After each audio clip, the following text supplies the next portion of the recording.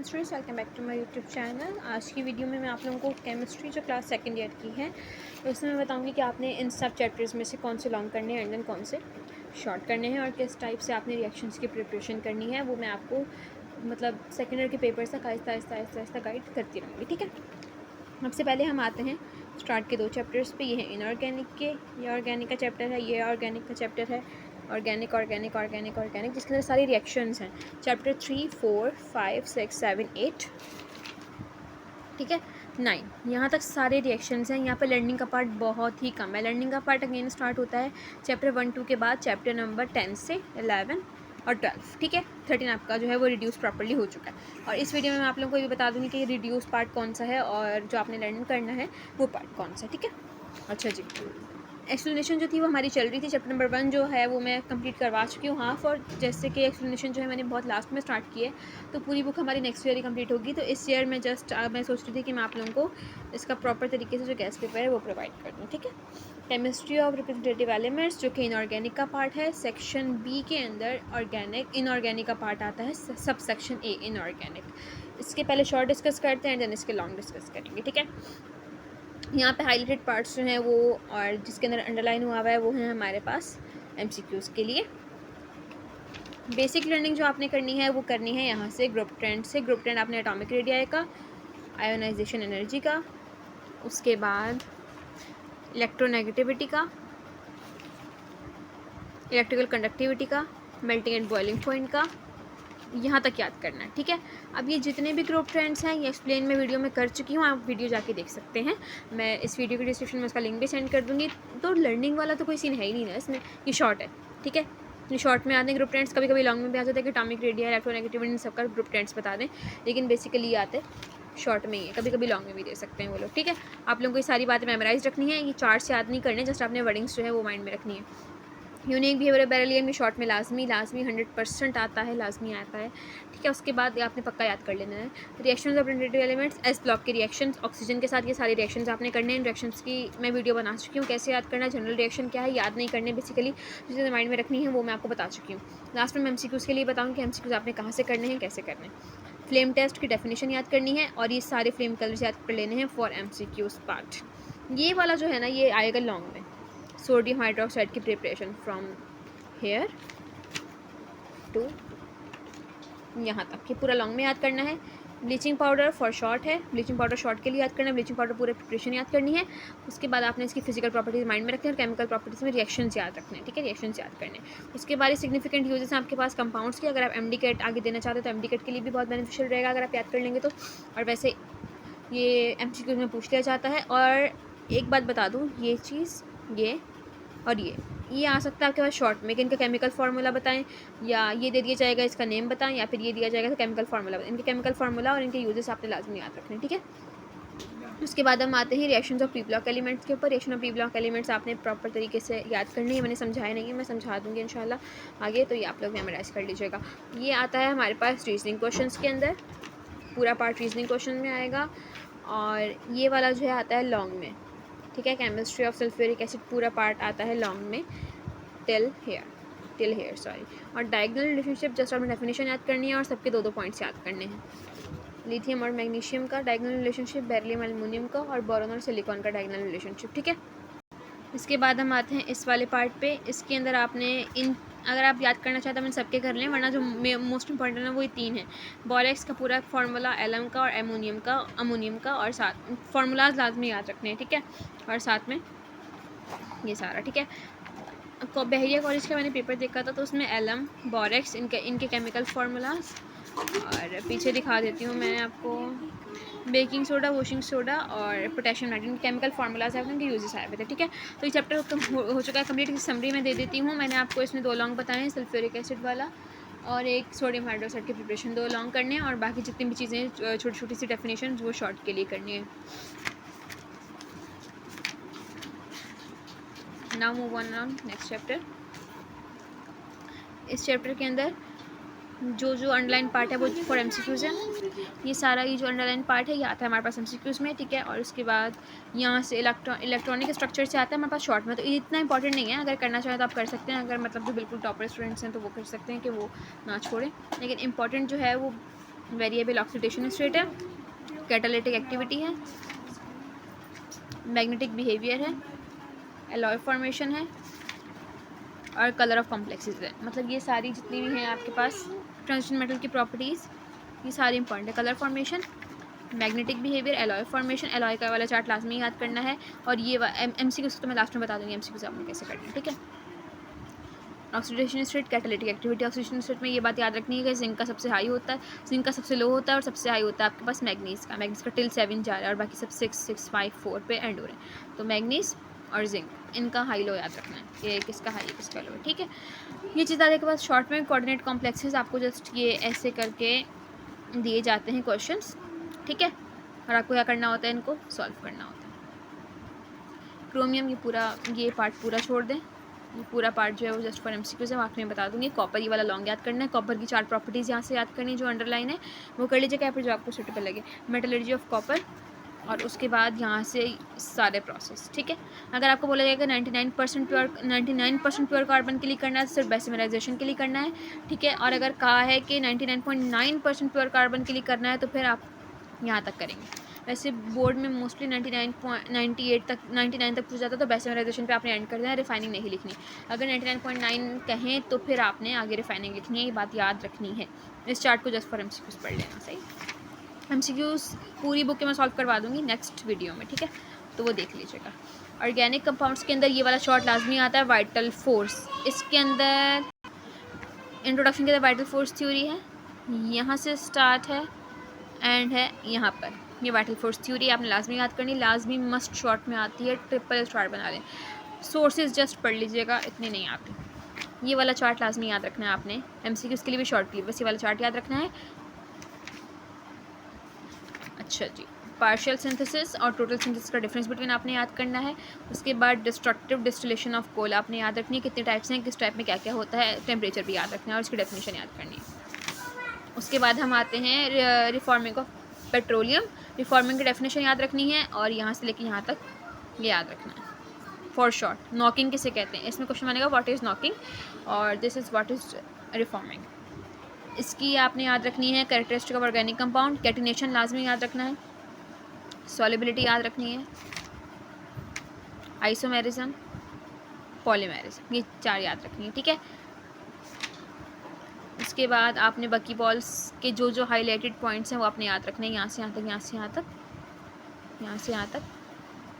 Diameter इसका diameter आपने याद रखना है, इसकी मेल्टिंग पॉइंट याद रखना है। मतलब जस्ट फॉर शॉर्ट इसको प्रिपेयर कर लीजिएगा, शॉर्ट में आता है लेकिन इतना इंपॉर्टेंट नहीं है, फिर भी कर लेना क्योंकि ये मतलब पिछले साल वाली बुक में आया है तो पिछले साल के पेपर में नहीं आया तो इस साल आ सकता है। फंक्शनल ग्रुप की डेफिनेशन आपने याद रखनी है और क्वेश्चन बनता है कि नाइट्रोजन कंटेनिंग फंक्शनल ग्रुप बताएं और कार्बन कंटेनिंग बताएं या ऑक्सीजन कंटेनिंग बताएं। तो कार्बन कंटेनिंग 1, 2, 3, ठीक है, 1, 2, 3 हो गए। नाइट्रोजन कंटेनिंग हो गई, ये नाइट्राइल हो गया, ये हो गया, अमाइन हो गया, ठीक है। ऑक्सीजन कंटेनिंग आपको दिख रहे होंगे OH, O वाला, ये वाला एल्डिहाइड कीटोन, ये सारे ऑक्सीजन कंटेनिंग है। तो इस बिहाफ पे आपने याद करना है। होमोलोगस सीरीज़ और उसकी होमोलोगस की डेफिनेशन याद रखनी है और आपने इसकी सीरीज़ के पॉइंट्स याद रखने, कैरेक्टरिस्टिक, ठीक है, ये शॉर्ट में आ सकता है। अच्छा, ये वाला कैसे पर वो वाला कैसे पर नहीं है कि आप पूरी बुक में से 10 शॉर्ट कर लो, 10 लॉन्ग कर लो, हो जाएगा। पूरा सेकंड ईयर का पेपर है, कोई मजाक नहीं है, तो ऐसा कोई सीन नहीं होता कि पूरी बुक में से आप 10 शॉर्ट 10 लॉन्ग कर लो, पेपर हो जाएगा। अब लर्निंग वाले 3 चैप्टर जो थे मेन वो मैंने आपको बता दिया। अब इनमें लर्निंग नहीं है, इनमें क्या है, रिएक्शंस है। अब ये सारी जो नोमेनक्लेचर है ना, इस पूरे चैप्टर में से ना ऐसे करके क्वेश्चन बन के आता है। स्ट्रक्चर दे दिए जाते हैं सारे मिक्सअप करके, आपको नेम लिखने होते हैं, नेम दिए जाते हैं आपको स्ट्रक्चर लिखने होते हैं। इस पूरे चैप्टर की फॉर स्ट्रक्चर प्रैक्टिस करनी है, याद करने का तो कोई सीन नहीं है इसमें भी, इनमें से कुछ भी याद नहीं करना, डायरेक्ट आना है इसके ऊपर। रेडिकल सब्स्टिट्यूशन की डेफिनेशन याद करी, उसके बाद रिएक्शन मैकेनिज्म पूरा याद करना है यहाँ तक, ये लॉन्ग में आएगा, ये नहीं करना, नो।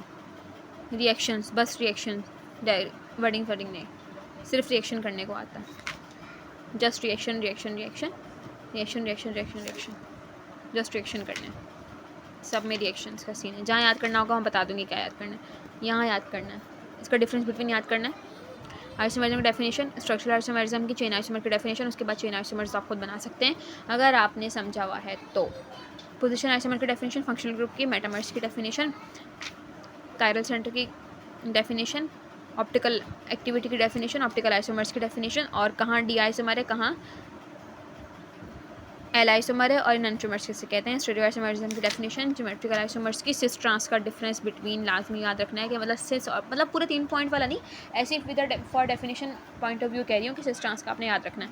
अब बेंजीन, बेंजीन की सिंपल प्रॉपर्टीज़, बेंजीन का इंट्रोडक्शन, ये इंट्रो होता है, डिस्कवरी होती है, इंट्रो प्लस डिस्कवरी याद रखनी है, लॉन्ग में आता है।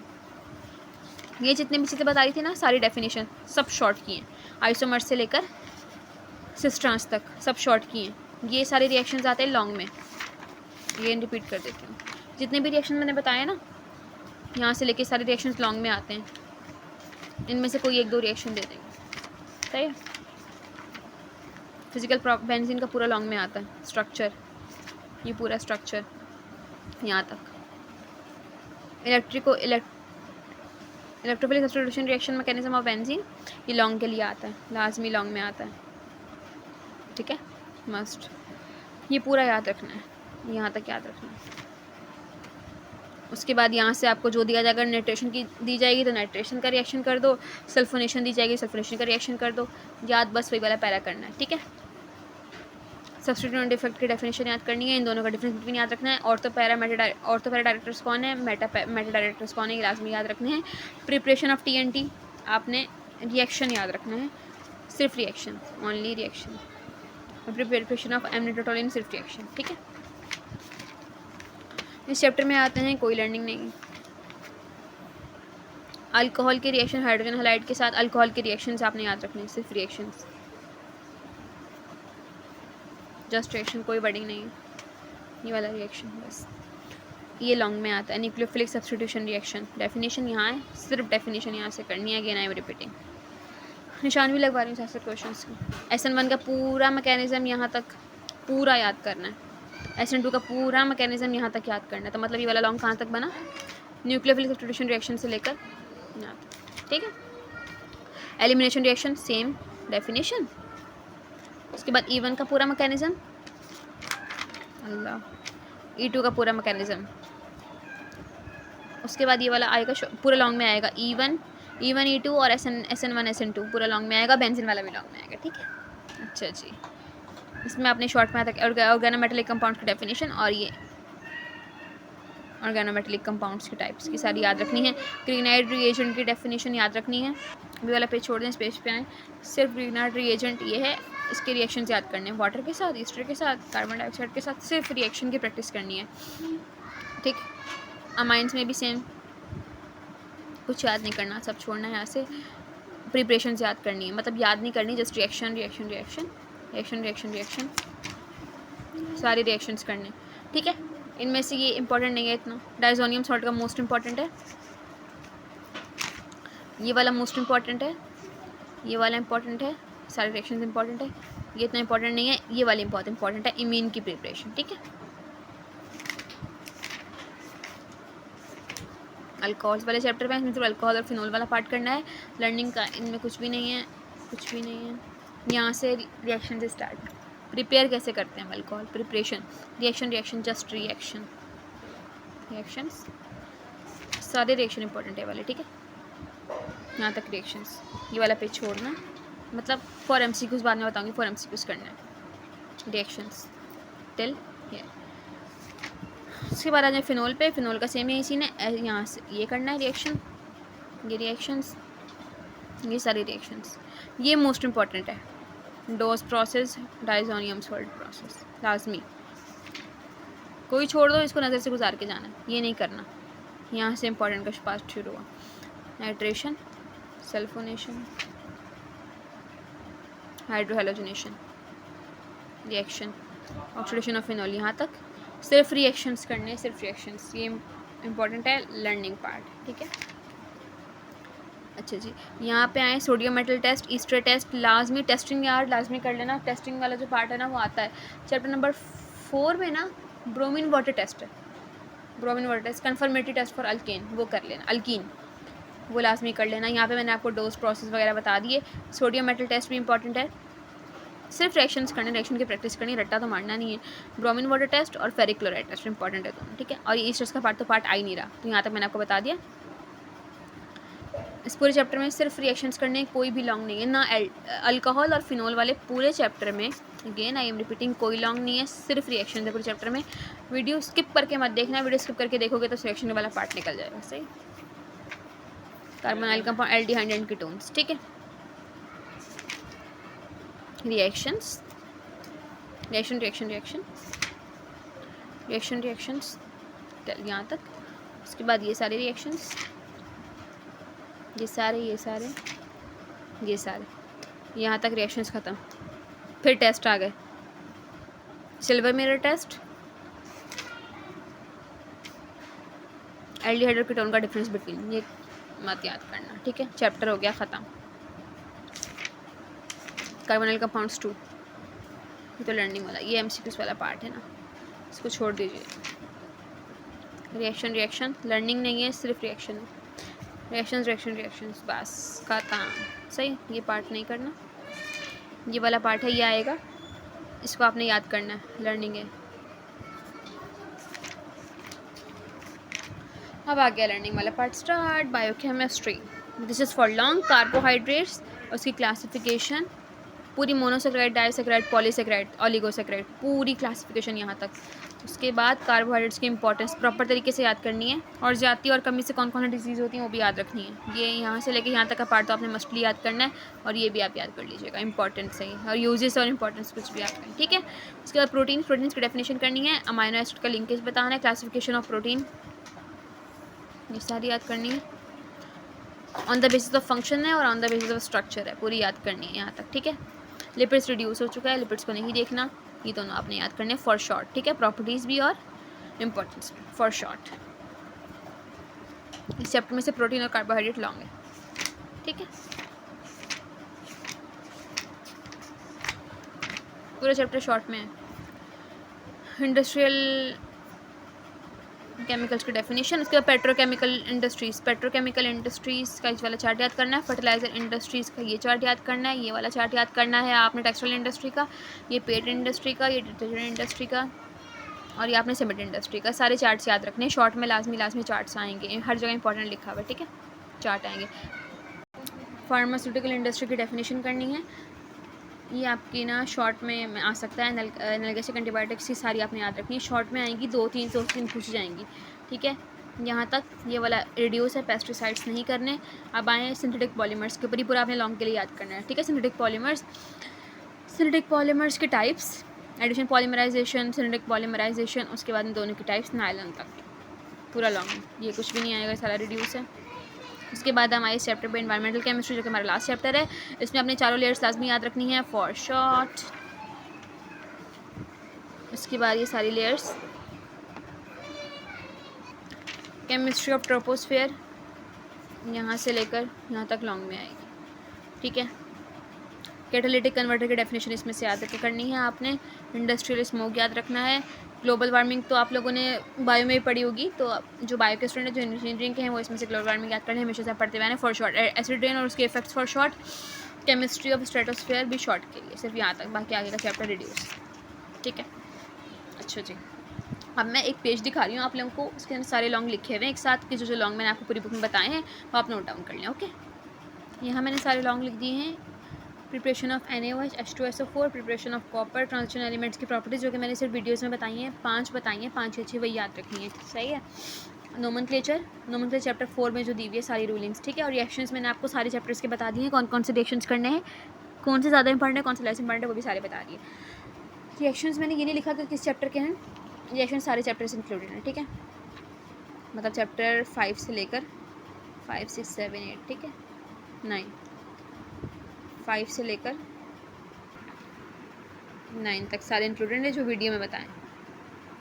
और ये तो पूरे चैप्टर की करनी है। SN1 SN2 mechanism, nucleophilic substitution reaction था, इलेक्ट्रोफिलिक सब्स्टिट्यूशन रिएक्शन है, बेंजीन इलेक्ट्रोफिलिक सब्स्टिट्यूशन रिएक्शन, जो कि बेंजीन के अंदर था वो, रेडिकल सब्स्टिट्यूशन, कार्बोहाइड्रेट्स, ट्रोपोस्फेयर और प्रोटीन्स, ठीक है। लाजमी आप लोगों ने वाले लॉन्ग याद कर रखने हैं। अच्छा जी, अब मैंने कहा था MCQs बताऊंगी, तो वीडियो जो है वो काफ़ी लॉन्ग हो रही है, तो मैं नेक्स्ट वीडियो में ना आप लोगों को पूरी बुक से MCQs जो है, मैं इससे मैंने अभी अंडरलाइन पार्ट किए हुए ना, कुछ ही मैंने अपने पढ़ने के लिए किए थे, तो बुक में जो अंडरलाइन पार्ट हैं वो मैं आप लोगों को प्रॉपर तरीके से हर चैप्टर की दिखा दूँगी, तो वो हम कर लेंगे फॉर MCQs, ठीक है, जो अंडरलाइन पार्ट होंगे और जो और मेन इंपॉर्टेंट MCQs होंगे वो मैं पढ़ के प्रॉपर तरीके से अंडरलाइन कर लूँगी उनको, ठीक है। और लॉन्ग मैंने आपको बता दिए हैं, मैंने आपको शॉर्ट भी बता दिए हैं, ठीक है। और अगर आप चाहते हैं कि मैं रिएक्शंस वगैरह एक्सप्लेन करूं तो फिर आप मुझे बता दीजिएगा, मैं ट्राई करूंगी, 1 मंथ तो है हमारे पास, तो मैं ट्राई करूंगी मैं सारे रिएक्शन जो है एक्सप्लेन कर दूँ, ठीक है, क्योंकि रिएक्शंस जो है उन पर कमांड होना लाजमी है। यहाँ पे होती है वीडियो एंड, ठीक है, लॉन्ग शॉर्ट मैंने आपको बता दी है। MCQs जो है वो अंडरलाइन वो मैं नेक्स्ट वीडियो में बताऊँगी। और 1 मंथ है, अगर आप चाहें तो फिर मैं आपको उसकी एक्सप्लेनेशन दे दूँगी। और वीडियो पे अगर आपको गैस पेपर अच्छा लगे और किसी चैप्टर्स के और किसी सब्जेक्ट्स के फर्स्ट और सेकंड ईयर 9 मैट्रिक किसी के भी गैस पेपर चाहिए, 9 मैट्रिक के पेपर्स हो चुके हैं, फर्स्ट और सेकंड ईयर किसी भी सब्जेक्ट की एक्सप्लेनेशन या फिर गैस पेपर चाहिए मुझे मैसेज कर सकते हैं, ठीक है। ये बेसिकली गैस पेपर नहीं था, इंपॉर्टेंट क्वेश्चन से हर चैप्टर से तैयारी कैसे करनी है, प्रिपरेशन पेपर है ये, गैस पेपर है। टारगेट पेपर पर मैं ना मैंने कभी खुद बिलीव किया ना मैं किसी को प्रेफर करती हूँ, ठीक है। ये इट्स अ प्रिपरेशन पेपर की प्रिपरेशन करनी कैसे, शॉर्ट कैसे बनेंगे, लॉन्ग कैसे बनेंगे, ठीक है। और मैं केमिस्ट्री के लिए ना बाकी दूसरे कॉलेजेस के पेपर भी आप लोगों को दिखा दूँगी किस टाइप के पेपर आते हैं। ओके, अल्लाह हाफ़िज़।